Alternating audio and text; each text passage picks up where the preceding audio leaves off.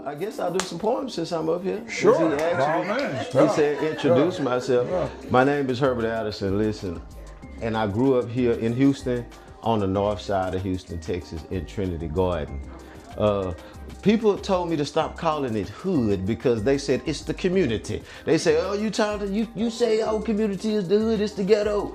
I'm like, well, it is. They like, no, that was, my grandma used to always say, Trinity Garden was a great community. We used to leave our doors open all the time. But now it is not that same community, but people are still holding their pride to that community. You don't never want to pass by no Phyllis Wheatley people because they some proud people. Phil boy, people, boy. Listen, don't even get me started on the Jack Yates. All right. Look.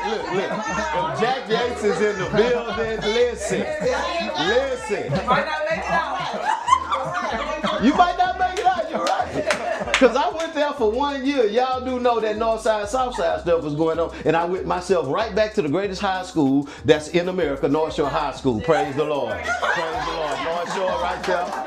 I-10 East, you already know. But I'm telling you, you was so hard to grow up in the ghetto with a name like Herbert, though. Could you imagine that? Say, I go to school pre-K. See, let me tell you something. First of all, it was already set for me. I was going to have a hard life because I had the name Herbert. Named after my daddy, though. Real dude.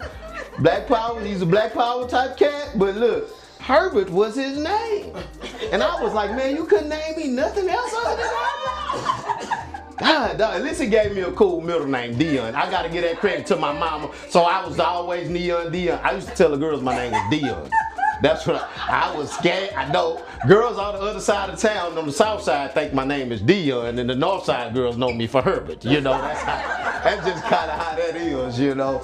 But man, I'm telling you, first day, go to kindergarten. The teacher's like, oh, you have a strong name. And my mama and them had been telling me that. Oh, you have a strong name. Don't worry about your name, it's strong. And I'm like, yeah, it don't seem that strong.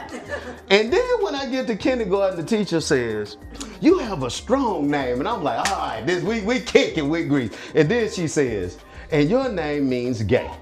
And all of the kids just start laughing. Because they don't know that gay means happy. Right. No, they just thought, oh, Herbert is gay, Herbert is gay. And that was just traumatizing as a kid. I'm just saying, man, that was traumatizing.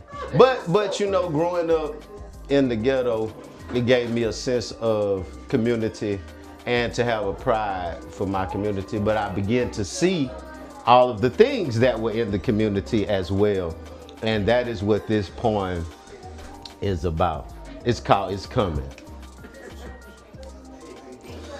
The quicker it comes, the quicker it goes. We can talk about money or we can talk about clothes. But let's talk about our children. A generation that's dying, a generation replying with violence. Young fathers go to jail, leaving their kids abandoned. Young mothers left by themselves, they can't stand it. It seems to be a cancer working around the city streets. Kids hungry, wondering where they're gonna get something to eat. Fathers trying to work, but work is hard to find. So they doing crime, end up doing prison time. Can't they see what's happening? They got our minds clouded. But I'ma scream and shout it and I'ma be all about it. It's coming quicker. Situations getting thicker. We got a generation coming up getting sicker. Will it ever end? Man, I can't pretend like we haven't moved far away from God and we love the sin. But do we love God? Do we want to be something that God can smile about? It's coming quicker. It's time for us to get in the streets. It's time for us to reach the people. It's time for us to be like Jesus and get back to the streets. He was rarely in the synagogue. He was rarely in your churches. He was out in the community feeding the people and feeding the urge and the need that the people needed. It's coming. Are you going to get involved? Are you going to be the one? Each one, reach one. Who will you teach? It's coming. That's my time. Herb Addison.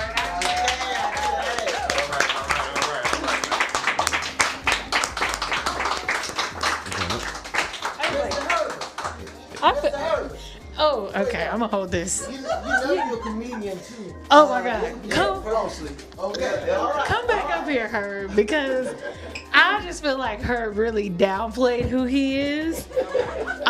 And I feel like, hey y'all, it's me, Dara, co-owner of Class Bookstore. So good to see y'all. I just want to say the reason that we are in this space is because of Herbert Addison. This Class Bookstore would not be in this building. The building next door, the lady with the natural hair salon, Herbert Addison used to be the caretaker of the Wesley. What would they call you? The director of the Wesley. But the caretaker nonetheless. But You gotta take care of it. he took care of the property. If you've been in Third Ward for years, you've probably seen this property. He's the reason he gave it the fresh paint, painted all the buildings black. Had a vision. He had a vision for this property, and one day we were up here doing some student leadership type stuff, and I was just talking about the bookstore, and David and I were a pop-up at the time, and right before that I was literally crying the weekend before, and I was like, David, we're never gonna be able to afford a physical location. Rent is high. We're not gonna do it. This class is gonna fail. I was in tears, and David was like, you just have to believe, and I was like, okay. And I went to go hang out with Herb to do some completely different stuff, not about the bookstore. And we were walking out to this parking lot, and he was teaching me how to go down our terrible driveway. And while we were in the driveway, I said, what are these little small buildings? And he was like, man, you know, they used to be student housing, but we've cleared them out, and I got one guy in here, and I'm trying to figure it out. And I said, well, why are you trying to figure it out? Why don't you let me and David have a pop-up here one weekend? We could sell books. And he was like, a pop-up? He's like, why don't y'all just use it as a space? He's like, why don't y'all just have your bookstore in this space? And Herbert Addison is the reason that Class Bookstore became a physical manifestation, is a brick and mortar that we can do the things we do. We're so grateful. And I don't know if you just get your flowers enough, but I need to say it in front of these people and all these cameras that y'all are going, that we are grateful for your vision, the vision that God gave you, and you just being obedient to that. And because of that, the fruitfulness, the fruit that it has bared for our business, for the business next door, for this community, for everybody who comes here first Sundays, we are here because you had a vision. So the fruit is still being produced. So thank you, Herb. We love you. We appreciate you. This is who Herbert Addison is. So when you see him, it is his vision that we are resting on. So, and we forgive him even though he went to North Shore and he's from these. All right. They already